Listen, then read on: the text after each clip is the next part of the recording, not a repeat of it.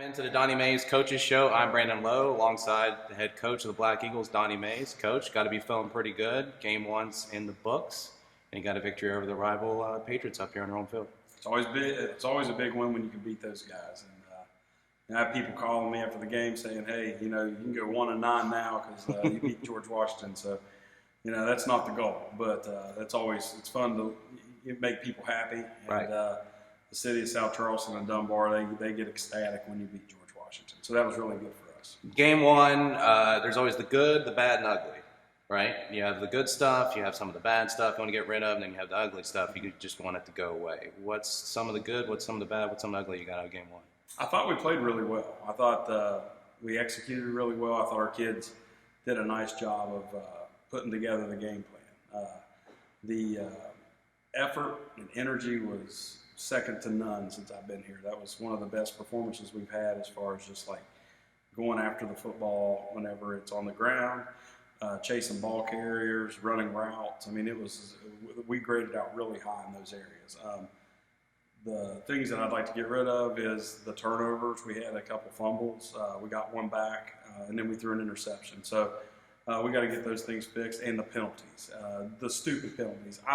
I don't mind kids getting a penalty whenever it's aggressive and it's part of the game, but the stupid penalties of clapping hands and doing things like that. There's time and place for everything, but let's be smart and not get 15 the other way whenever you just got a 52-yard game. So.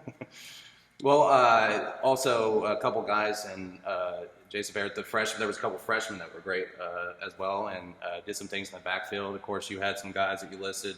Romeo Dunham, who was a defensive player, which was outstanding, old school type of play there. I was telling Jack in the broadcast, it reminded me of those old school players. He had the cast on his arm, and we weren't sure if he was even going to play, and he made some big time plays. Including that interception was amazing. Romeo's kind of like a Marvel superhero or something like that. They call him the Flash, but now he's Cast Man or something. So, I mean, the way he picked that football off was amazing. And he was defensive player of the game for us. I mean, he had a big game, but for him, just fighting through and getting out there, because it was mentally tough for him because it's game day and, he's never performed without being able to use both hands, and now he's wrapped up. So he had to fight over that, and I'm really proud of him for that. So I was real pleased with that. And then, the freshmen that you talked about, Jason Barnett, Mondrell Dean, we mentioned them last week, and at any time last week we had three guys on the D-line rushing that were freshmen. Maury Lawton, which is Zyke's little brother, he came in when Zyke got his knee banged up a little bit, and then Barnett. Barnett was in the backfield all night long. 8 quarterback hurries, 2 sacks. I mean, that's an amazing night as a freshman. And then Mondrell Dean, he played his heart out. And you talk about a heavy hitter, and I said it last week, and I'm going to say it again. I mean, I think the sky's the limit for all three of them, but Mondrell's got that big frame that he could really amount to something in college.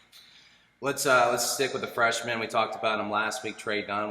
We were interested to see how he was going to do in his first game under these lights and this crowd. Great environment out there, by the way. It was phenomenal. But what did you think overall about his performance? He got that first interception kind of out of the way, and he kind of put that in the back of his mind. And I thought that was pretty mature of him, watching him up there in the press box. And then he gets his first touchdown pass as well, and I thought he did a pretty good job overall with the offense. What were your thoughts? I think he played like an upperclassman, and that's what we ask. I mean, take care of the football.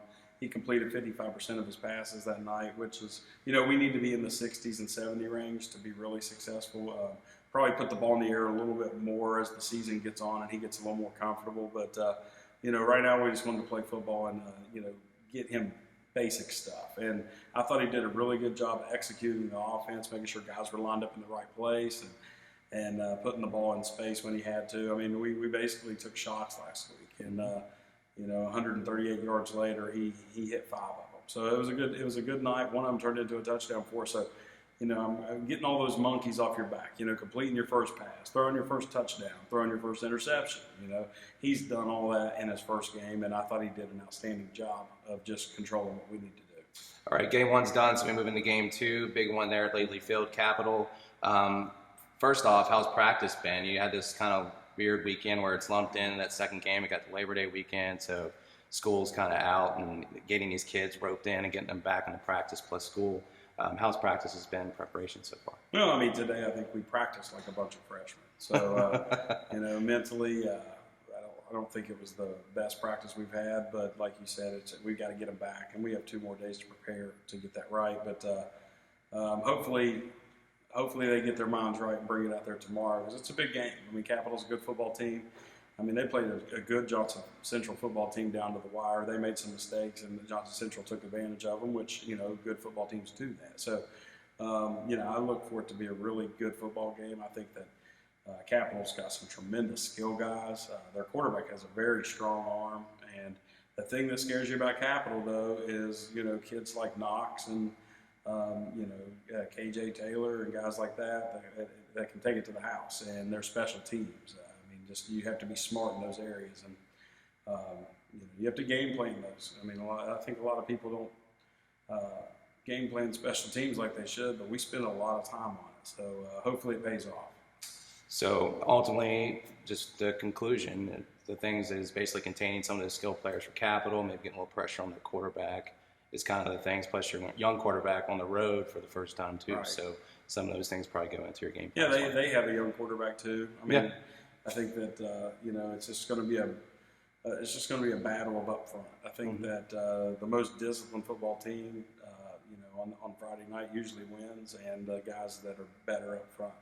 And hopefully we can be more disciplined that night, and hopefully our front line's better than theirs, and that's on both sides of the football. But at the end of the day, the other integral parts are special teams, and I think that's the biggest key for this game that no one's talking about. So.